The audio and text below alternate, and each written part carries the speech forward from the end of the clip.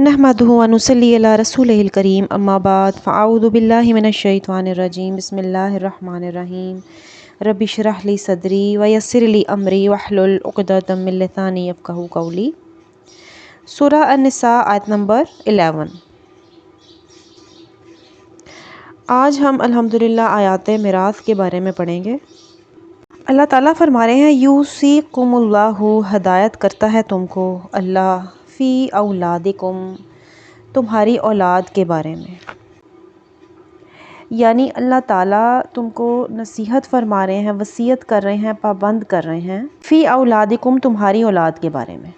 लिज़्ज़करी मिस्लु हिज़्ज़ुल उन्सयैन, मर्द का हिस्सा बराबर है दो औरतों के हिस्से के। यानी इंतहाई खूबसूरत असलूब है कुरान का कि अल्लाह ताला बहुत खूबसूरती से बता रहे हैं कि लड़के के लिए हिस्सा है दो लड़कियों के बराबर। फ़इन कुन्ना, फिर अगर हों, निसाअन, सिर्फ लड़कियां ही, फ़ौक़स्नतैनी, दो से ज़्यादा, फ़लहुन्ना, तो उनके लिए है सुलुसा, दो तिहाई, मा तरका, पूरे तरके का। यानी अगर लड़कियां दो या दो से ज़्यादा हों तो उनके लिए है दो तिहाई, यानी उनके बाप के तरके में से। व इन कानत वाहिदतन, और अगर हो एक ही लड़की, फलाहा, तो उसके लिए है अन्निस्फ, निस्फ।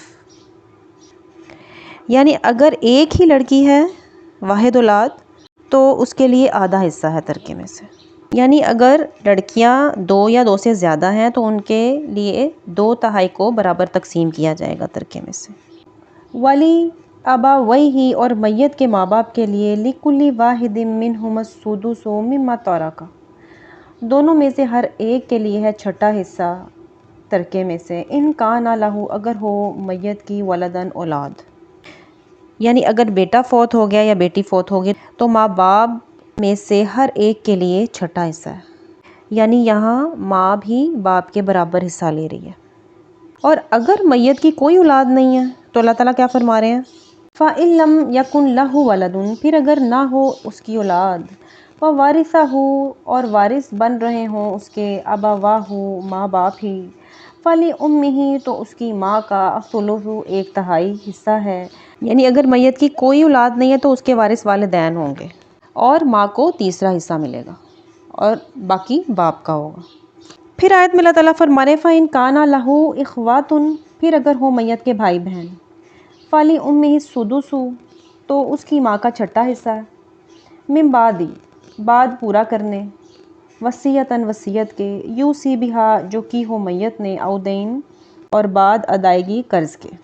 और अगर उसके बहन भाई हैं तो माँ को छठा हिस्सा मिलेगा वसीयत पूरी करने के बाद या कर्ज की अदायगी के बाद, ये हिस्से दिए जाएंगे।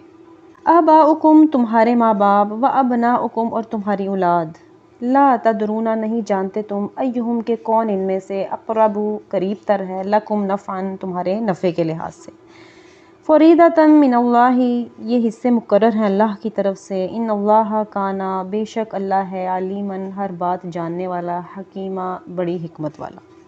अल्लाह ताला यहाँ फरमा रहे हैं कि तुम्हारे वालिदैन या तुम्हारी औलाद, तुम नहीं जानते कि कौन इनमें से नफ़े के करीब है तुम्हारे लिए, यानी कौन तुम्हें दुनिया या दीन के मामले में ज़्यादा फ़ायदा पहुँचा सकता है।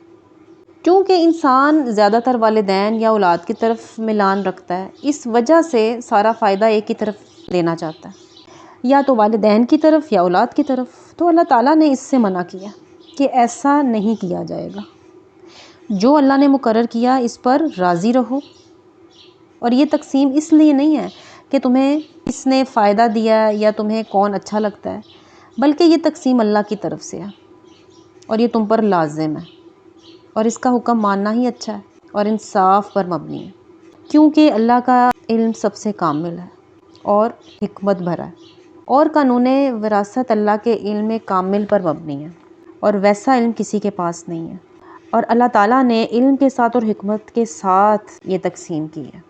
अब इन आयात मिरास को समझने के लिए कुछ बातों का समझना ज़रूरी है, क्योंकि ये एक इल्म है, इल्म मिरास, या इसे इल्मुल फ़राइज़ कहा जाता है, और इसको समझने के लिए हमें चंद बातों को समझना बहुत ज़रूरी है। आप सल्लल्लाहु अलैहि वसल्लम ने फरमाया, इल्मुल फ़राइज़ और कुरान खुद सीखो, اور لوگوں کو سکھاؤ، اس لیے کہ میں وفات پانے والا ہوں۔ اس سورہ مبارکہ کی ان آیات میں میراث، وصیت اور قرض کے جو احکام بیان ہوئے ہیں، سب سے پہلے ہم انہیں سمجھتے ہیں کہ آپ صلی اللہ علیہ وسلم نے فرمایا علم 3 ہے اور ان کے سوا جو کچھ ہے وہ فضل ہے۔ آیات محکمات کا علم، سنت قائمہ اور انصاف کے ساتھ ورثے کی تقسیم۔ اور پھر جیسے کہ اس آیت مبارکہ میں اللہ تعالیٰ فرما رہے ہیں من بعد وصیۃ یوصی بہا او دین، کہ یہ حصے نکالے جائیں گے بعد پوری کرنے کے وصیت کے جو کی ہو میت نے، اور بعد ادائیگی قرض کے۔ اب وصیت کے احکامات کے بارے میں آپ صلی اللہ علیہ وسلم نے فرمایا اگر کوئی شخص وصیت کرنا چاہتا ہو تو اسے 2 راتیں بھی اس حال میں نہ گزارنا چاہیے کہ وصیت اس کے پاس لکھی ہوئی موجود نہ ہو، اور اس بات کو ملحوظ رکھنا چاہیے کہ وارث کے حق میں وصیت جائز نہیں۔ آپ صلی اللہ علیہ وسلم نے خطبہ حجۃ الوداع کے دوران فرمایا اللہ عز و جل نے ہر صاحب حق کا حق مقرر کر دیا، لہٰذا اب وارث کے حق میں وصیت جائز نہیں ہے۔ اور ان آیات سے بھی ہمیں پتہ چلتا ہے کہ وصیت کی آخری حد 1/3 مال سے زیادہ نہیں ہے، اور اس کی تائید ایک حدیث سے مبارکہ سے بھی ہوتی ہے کہ سیدنا سعد بن ابی وقاص رضی اللہ تعالیٰ عنہ بیان کرتے ہیں کہ میں مکہ میں بیمار ہوا اور مرنے کے قریب ہو گیا۔ آپ صلی اللہ علیہ وسلم میری عیادت کو تشریف لائے۔ میں نے کہا یا رسول اللہ صلی اللہ علیہ وسلم میرے پاس مال بہت ہے اور ایک بیٹی کے سوا میرا کوئی وارث نہیں ہے، کیا میں اپنا مال اللہ کی راہ میں دے دوں؟ تو آپ صلی اللہ علیہ وسلم نے فرمایا نہیں۔ پھر میں نے کہا 2/3 دے دوں؟ آپ صلی اللہ علیہ وسلم نے فرمایا نہیں۔ پھر میں نے کہا نصف دے دوں؟ پھر آپ نے فرمایا نہیں۔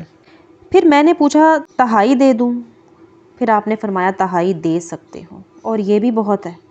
پھر آپ صلی اللہ علیہ وسلم نے فرمایا اگر تم اپنی اولاد کو مالدار چھوڑ جاؤ تو یہ اس سے بہتر ہے کہ تم انہیں محتاج چھوڑ جاؤ اور وہ لوگوں سے مانگتے پھریں۔ بے شک جو مال تم اللہ کی راہ میں خرچ کرو گے تمہیں اس کا اجر ملے گا، حتیٰ کہ اس نوالے پر بھی جو تم اپنی بیوی کے منہ میں ڈالتے ہو۔ اب ہمیں اس بات کو بھی ذہن نشین رکھنا ہے کہ میراث کی تقسیم سے متعلق احکام نازل ہونے سے پہلے مسلمانوں پر وصیت فرض کی گئی تھی، جس کے بارے میں ہم نے سورہ البقرہ کی آیات میں پڑھا ہے۔ پھر جب اللہ تعالیٰ نے ان آیات میں سورہ نساء کی خود ہی والدین اور اقربا کے حصے مقرر فرما دیے، جسے علم الفرائض یا علم میراث کی اصطلاح میں ذوی الفروض یا ذوی الفرائض کہتے ہیں، تو ان آیات میراث کی روح سے وصیت کی فرضیت ختم ہوگی، یعنی وصیت کی فرضیت کا حکم منسوخ ہو گیا۔ اب وصیت کی حیثیت فرض کے بجائے محض اختیاری رہ گئی، یعنی اگر کوئی شخص وصیت کرنا چاہتا ہے تو کر سکتا ہے، اور اگر نہیں کرنا چاہتا تو اس میں کوئی حرج نہیں۔ البتہ وصیت پر سنت نبویہ کی روح سے 2 پابندیاں لگا دی گئیں۔ ایک یہ کہ کوئی شخص اپنے 1/3 مال سے زیادہ کی وصیت نہیں کر سکتا، اور دوسرے یہ کہ وصیت ذوی الفروض کے حق میں نہیں کی جا سکتی۔ کیونکہ اس طرح اللہ تعالیٰ کے مقرر کردہ حصوں میں گڑبڑ اور بے انصافی ہو سکتی ہے۔ اور جہاں تک قرض کی ادائیگی کا تعلق ہے اس آیت مبارکہ کے حوالے سے، تو میت پر قرض کے بوجھ کے متعلق احادیث صحیح میں بہت سخت وعید آئی ہے۔ اس لیے تقسیم میراث کے وقت سب سے پہلے قرض کی ادائیگی ضروری ہے۔ اگر بیوی کا حق مہر ادا نہ ہوا ہو تو وہ بھی میت پر قرض ہے۔ اسی طرح اگر میت پر حج فرض ہو چکا ہو مگر وہ کسی وجہ سے کر نہ پایا ہو یا اس نے منت مانی ہو تو اس قسم کے اخراجات تقسیم میراث اور وصیت پر عمل سے پہلے نکالے جائیں گے۔ پھر آیت نمبر 12 میں اللہ تعالیٰ ارشاد فرما رہے ہیں وَلَكُمْ، اور تمہارے لیے ہے نصف و نصف ما ترک ازواجکم، اس کا جو چھوڑیں تمہاری بیویاں، ان لم یکن لہن ولد، اگر نہ ہو ان کی اولاد، یعنی اگر بیوی فوت ہو جاتی ہے تو شوہر کو اس کے حصے کا آدھا ملے گا اس صورت میں کہ ان کی اولاد نہ ہو۔ فَإِنْ كَانَ، پھر اگر ہو لَهُنَّ وَلَدٌ، ان کی اولاد بھی، فَلَكُمُ الرُّبُعُ، تو تمہارے لیے ہے 1/4 حصہ، مِمَّا تَرَكْنَا، اس میں سے جو وہ چھوڑیں، مِن بعد، بعد پورا کرنے، وصیت، وصیت کے، یوصینا بہا، جو انہوں نے کی ہو، او دین، یا ادائیگی قرض کے بعد۔ یعنی اللہ تعالیٰ فرمانے کہ اگر ان کی اولاد ہے تو شوہر کے لیے پھر 1/4 حصہ ہے، کیونکہ اولاد کی بھی ضروریات ہوتی ہیں، اس لیے اولاد کو بھی حصہ دیا جائے گا اس مال میں سے جو عورت کی اپنی ملکیت کا مال تھا۔ پھر بات آ رہی ہے وصیت کے بعد اور قرض کی ادائیگی کے بعد، یعنی اس سے یہ پتہ چلتا ہے کہ عورت کو اپنے مال پر خود اختیار ہے، وہ وصیت کر سکتی ہے، اور پھر یہ کہ اس کا قرض بھی ادا کیا جائے گا۔ پھر اللہ تعالیٰ فرمانے والا ہن الربع مما ترکتم، اور بیویوں کے لیے ہے چوتھا حصہ اس میراث کا جو چھوڑی تم نے، ان لم یکن، اگر نہ ہو، لکم ولد، تمہاری اولاد، یعنی اگر شوہر فوت ہو جائے تو بیوی کے لیے چوتھا حصہ ہے اگر ان کی اولاد نہ ہو۔ اب یہاں بیوی کے ساتھ زیادتی نہیں ہو رہی، کیونکہ اگر اولاد نہیں ہے تو پھر بیٹے کے مال کے حقدار والدین بھی ہیں، صرف بیوی ہی نہیں ہے، اور والدین کو بھی حصہ دیا جائے گا۔ فَإِن كَانَ لَكُمْ وَلَدٌ، پھر اگر ہو تمہاری اولاد بھی، فَلَهُنَّ، تو بیویوں کے لیے ہے ثُمُنُ، آٹھواں حصہ، مما ترکتم، اس کا جو چھوڑا تم نے، من بعد وصیۃ توصون بها او دین، بعد پورا کرنے کے وصیت کے جو تم نے کی ہو اور قرض کی ادائیگی کے بعد۔ پھر اگر یعنی تمہاری اولاد ہے تو پھر بیوی کو آٹھواں حصہ ملے گا، اور اگر بیویاں ایک سے زیادہ یعنی دو بیویاں ہیں تو اس آٹھویں حصے کو دونوں پر تقسیم کیا جائے گا شوہر کے ترکے میں سے وصیت یا قرض کی ادائیگی کے بعد۔ پھر اللہ تعالیٰ فرما رہے ہیں وَإِن كَانَ رَجُلٌ، اور اگر ہو کوئی مرد، یورث، جس کی میراث تقسیم طلب ہے، کلالتاً، کلالہ، او امرأۃ، یا ایسی ہی کوئی عورت ہو، وَلَہُ، اور ہو اس کا، اخٌ، صرف ایک بھائی، او اختٌ، یا صرف ایک بہن، فَلِكُلِّ وَاحِدٍ، تو ملے گا ہر ایک کو، منہما، ان دونوں میں سے، السُّدُسُ، چھٹا حصہ۔ فَإِن، پھر اگر کانوا، ہوں بہن بھائی، اکثر من ذالک، ایک سے زیادہ، فَہُم، تو وہ سب، شرکاء، شریک ہوں گے، فی ثلث، ایک تہائی میں، من بعد وصیۃ یوصی بہا او دین، بعد پورا کرنے اس کی وصیت کے جو کی گئی ہو یا ادائیگی قرض کے بعد۔ ایسا شخص جس کے نہ تو والدین ہو اور نہ اولاد ہو اسے کلالہ کہتے ہیں، اور یہ مرد بھی ہو سکتا ہے اور عورت بھی۔ تو ایسا شخص یا عورت جو کلالہ ہے اور اس کا بھائی اور بہن ہے، تو ہر ایک کے لیے ان دونوں میں سے چھٹا حصہ ہوگا۔ اب یہاں بھی تقسیم برابر کی جا رہی ہے۔ پھر اللہ تعالیٰ فرما رہے ہیں فَإِن كَانُوا، پھر اگر ہوں بہن بھائی، اکثر من ذالک، ایک سے زیادہ، فَہُم، تو وہ سب، شرکاء، شریک ہوں گے، فی ثلث، ایک تہائی میں، من بعد وصیۃ یوصی بہا او دین، بعد پورا کرنے اس وصیت کے جو کی گئی ہو یا ادائیگی قرض کے بعد۔ یعنی اگر وہ ایک بہن یا ایک بھائی سے زیادہ ہیں تو وہ ایک تہائی میں شریک ہوں گے، اسی طرح وصیت اور قرض کی ادائیگی کے بعد۔ غیر مدارن، بشرط یہ کہ یہ وصیت ضرر رساں نہ ہو۔ وصیتاً، یہ حکم ہے، من اللہ، اللہ کی طرف سے، واللہ، اور اللہ، علیم حلیم، سب کچھ جاننے والا، نہایت بردبار ہے، یعنی کسی کو بھی نقصان یا ضرر نہ پہنچایا جائے۔ اب وہ اس طرح ہے کہ مرنے والا اپنے مال میں تہائی سے زیادہ وصیت کر جائے اور اصل وارث محروم ہو جائیں، اور اکثر یہ کلالہ کی صورت میں زیادہ ہوتا ہے، کیونکہ جب ماں باپ اور اولاد بھی نہ ہو اور بہن بھائیوں کے ساتھ کچھ اختلاف کی وجہ سے انسان یہ چاہتا ہے کہ وہ یہ مال کسی اور کو دے دے، تو وہ ایک تہائی سے زیادہ کی وصیت کر دے، تو اس کو ضرر پہنچانا یا تکلیف پہنچانا کہیں گے۔ اور یاد رہے کہ یہ تاکیدی حکم ہے اللہ کی طرف سے، کیونکہ اللہ ہی علم والا ہے اور حلم والا ہے، اور اس کی حلم کی صفت سے یہ پتہ چلتا ہے کہ اگر لوگ اس کے فیصلے کو قبول نہیں کرتے، اس قانون میراث کی حق تلفی کرتے ہیں، اس قانون میراث کو قبول نہیں کرتے، تو وہ فوراً انتقام نہیں لیتا، انہیں ان کے وقت پر ہی سزا دیتا ہے۔ اب کچھ ایسی باتیں جن کے بارے میں ہمیں علم ہونا چاہیے، وہ یہ ہے کہ کتاب و سنت میں جن وارثوں کے حصے مقرر کیے گئے ہیں ان کو ذوی الفروض کہا جاتا ہے، یعنی فرض والے، یعنی مقرر حصوں والے، یعنی ذوی الفروض کو دینے کے بعد جو حصہ بچے گا وہ عصبہ کے پاس جائے گا۔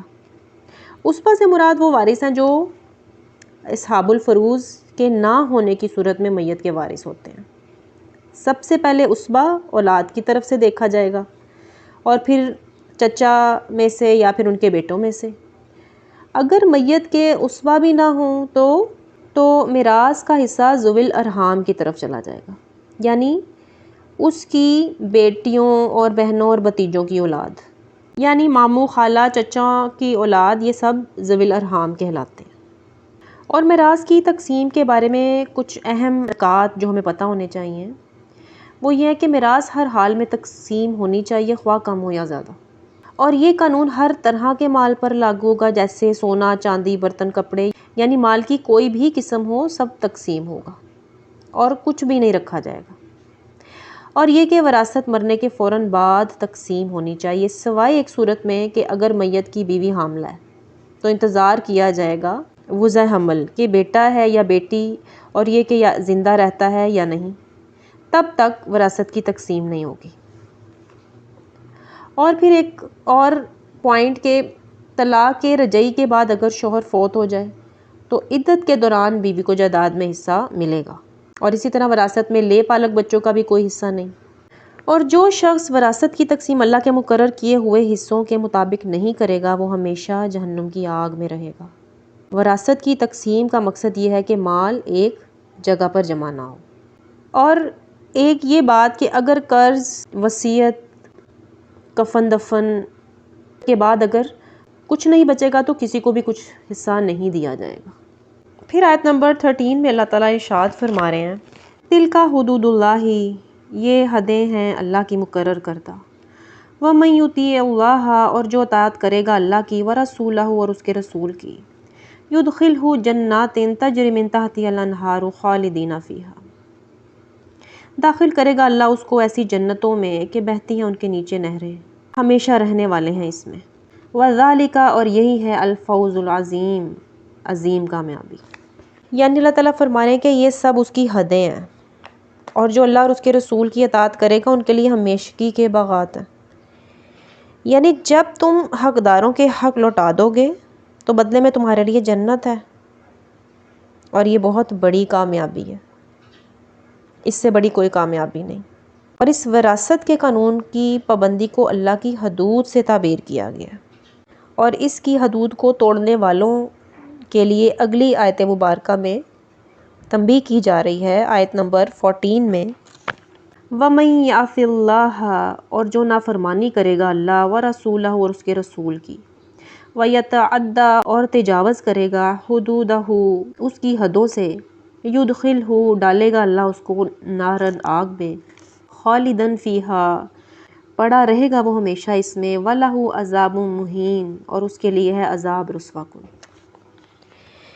یعنی جو اللہ اور اس کے رسول کی نافرمانی کرے گا، اس قانون کو توڑے گا، حق تلفی کرے گا، زیادتی کرے گا، دوسروں کے حق مارے گا، تو اس کے لیے ہمیشگی کا عذاب ہے۔ اور پھر یہی نہیں، اس کے لیے اللہ کی ناراضگی ہے، رسوائی ہے، جسمانی اور قلبی اذیت ہے، اور وہاں وہ تنہا ہوں گے، جیسے اللہ تعالیٰ نے سورہ الہمزہ میں فرمایا، جس کا ترجمہ ہے کہ آگ ان پر چھائی ہوئی ہوگی اور وہ بڑے بڑے ستونوں میں بند ہوں گے۔ یعنی یہ آیت میراث سمجھنے کے اعتبار سے بھی کچھ مشکل ہے، اور انجام کے اعتبار سے بھی بہت سخت آیات ہے۔ قرآن میں کسی چیز کی خلاف ورزی پر اتنی سخت سزا اور تنبیہ نہیں کی گئی جتنی اس وراثت کے قانون کی خلاف ورزی یا زیادتی کرنے پر سنائی گئی ہے۔ اس لیے اس کو جاننا، سمجھنا اور اس پر عمل کرنا بہت ضروری ہے۔